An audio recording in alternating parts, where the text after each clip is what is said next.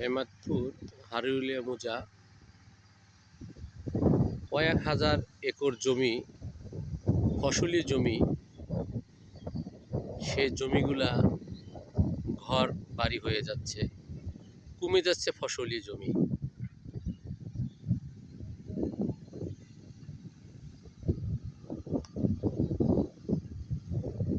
একসময় এখানে প্রচুর ধান হতো, আলু হতো, মরিচ হতো, বেগুন হতো।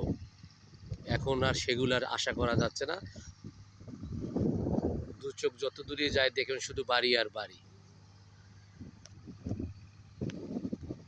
এভাবে সারা দেশে ফসলি জমি নষ্ট করে বাড়ি হচ্ছে, পুকুর হচ্ছে, কারখানা হচ্ছে, মিল হচ্ছে, কমে যাচ্ছে ফসল, দাম বেড়ে যাচ্ছে।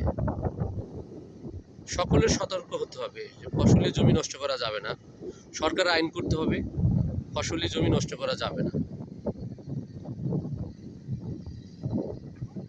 কোনো একদিন হয়তো বা বাংলাদেশের খাদ্যের অভাব হবে, খাদ্য পাওয়া যাবে না। কারণ হবে এই ফসলি জমি নষ্ট করে ঘর বাড়ি, মিল কারখানা তৈরি হচ্ছে, কমে যাচ্ছে ফসলি জমি।